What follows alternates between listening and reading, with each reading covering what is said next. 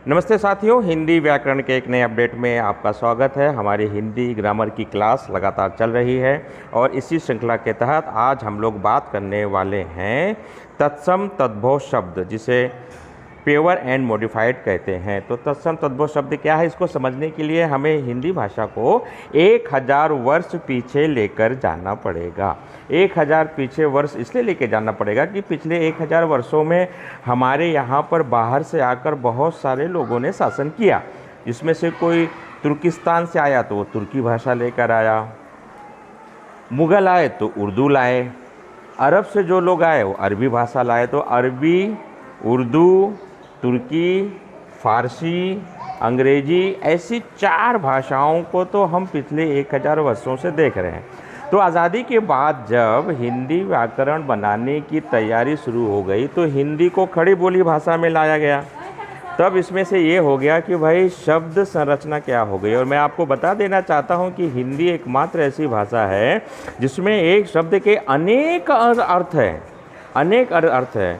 English में ऐसा नहीं है। इंग्लिश में सन मतलब सनी है, लेकिन हमारे यहाँ सन मतलब रवि है, तो रवि मतलब सूरज है, सूरज मतलब रश्मि है, रश्मिकर, ऐसे अनगिनत नाम आपको मिलेंगे। तो ये नाम क्यों मिलेंगे? क्योंकि 6 भाषाएं तो हम कंटिन्यू यहाँ देख ही रहे हैं।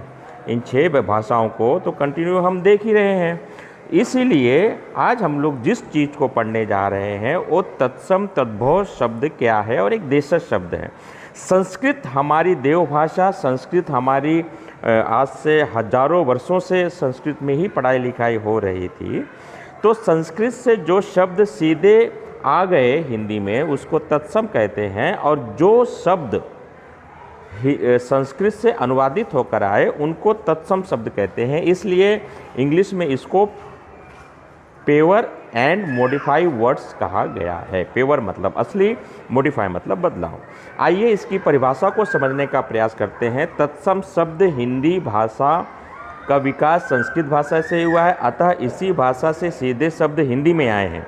इन्हें तत्सम शब्द कहते हैं। जैसे नासिका, मुख, सूर्य, चंद्रमा, रात्रि आदि तद्भव वे शब्द जो तत्सम न रहकर उसी शब्द से बिगड़कर बने हैं उन्हें तद्भव शब्द कहते हैं। जैसे चांद, सूरज, रात, नाक, मुँह आदि। आइए आज हम लोग तत्सम और तद्भव इन शब्दों को समझने का प्रयास करेंगे। जैसे चंद्र, तद्भव में इसको चांद कहा गया, मयूर को मोर कहा गया, वधु को बहू कहा गया, चर्म को चमड़ा कहा गया, ग्रीष्म गर्मी, अकस्मात अचानक, आलस्य आलस, कर्म काम, स्वर्ण सोना, श्रृंगार सिंगार, कूप कुआं, मृत्यु मौत, घृत घी, दुग्ध दूध, दंत दांत, अमूल्य अमोल, अश्रु आदि। इस प्रकार से हमने तत्सम शब्दों को समझने का प्रयास किया है। अब आते हैं तद्भव शब्द।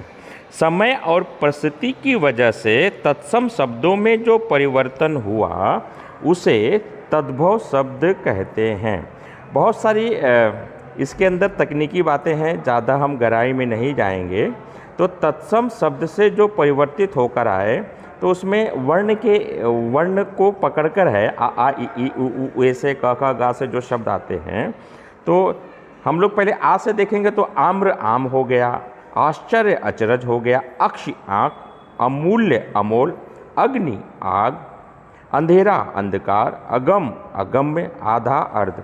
ऐसे बहुत लंबी श्रृंखला शुरू होती है। तो आ से ई से भी जो शब्द संस्कृत से तत्सम में और वहाँ से परिवर्तित हुए तो उसको इच्छु से ईख, ईर्ष्या ईर्षा, इष्टिका ईट, उल्लुक उल्लू बन गया, ऊंचा उच्च हो गया, उज्ज्वल उजला हो गया, उष्ट्र ऊठ, उत्साह उछा।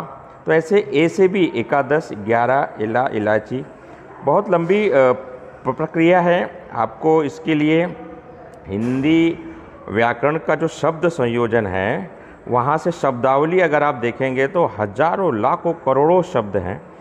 तो तत्सम तद्भव शब्द जो है हर वर्ण से शुरू होते हैं। तो कितने प्रकार के शब्द हैं इसे गहराई से समझने के लिए किसी दिन हम लोग हिंदी शब्दावली इस पर चर्चा करेंगे, तब ये समझ में आ जाएगा। आज का विषय था तत्सम और तद्भव शब्द। तो तत्सम और तद्भव शब्द की श्रृंखला के तहत हमने ये देखा। थोड़ा सा पीछे चले जाते हैं, आज के वीडियो को फिर से अगर रिवाइज करें, दोहराएं, तो भाई तत्सम शब्द वो है जो सीधे संस्कृत भाषा से हिंदी में आए हैं, उन्हें तत्सम शब्द कहते हैं। और संस्कृत से जो शब्द परिवर्तित होकर आए हैं उन्हें तद्भव शब्द कहते हैं। एक और शब्द है देशज शब्द है, जिसे हम सामान्य जन भाषा का प्रयोग करते हैं। जैसे मैं दौड़ रहा था तो छिला गया। अब ये छिला गया शब्द है, ये उत्तर भारत का देसी शब्द है। छिलना मतलब चोट लग गई या खरोंच आ गई।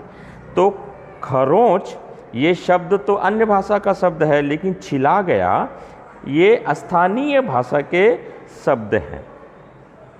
इस प्रकार से तत्सम और तद्भव शब्द की पहचान की जा सकती है और इसको समझने के लिए शब्दावली को समझना अत्यंत आवश्यक है। तो तत्सम और तद्भव शब्द के अंतर को हमने समझा और वर्णमाला के हिसाब से जितने भी शब्द बनते हैं, ये शब्द संस्कृत से सीधा हिंदी में आ गए या संस्कृत से अनुवादित होकर आ गए या संस्कृत में ही रह गए और उस भाषा से देशज भाषा के शब्दों को यहाँ पर लाया गया।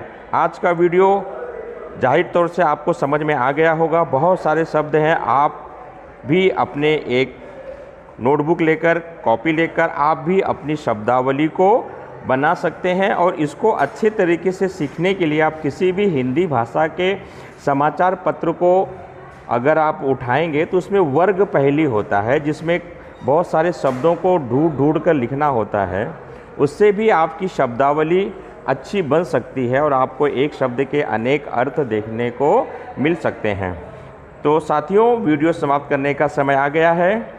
उम्मीद करता हूँ आपको ये वीडियो बहुत समझ में आया होगा, पसंद आया होगा। अगर आपको हमारे बनाए वीडियो समझ में आते हैं, पसंद आते हैं, तो जाते जाते हमारे चैनल युदानी स्कूल ऑफिशियल को सब्सक्राइब करना ना भूलें, ताकि आपको हिंदी भाषा से संबंधित बहुत सारे प्रश्नों के उत्तर अपने आप मिल सकें। नमस्ते साथियों।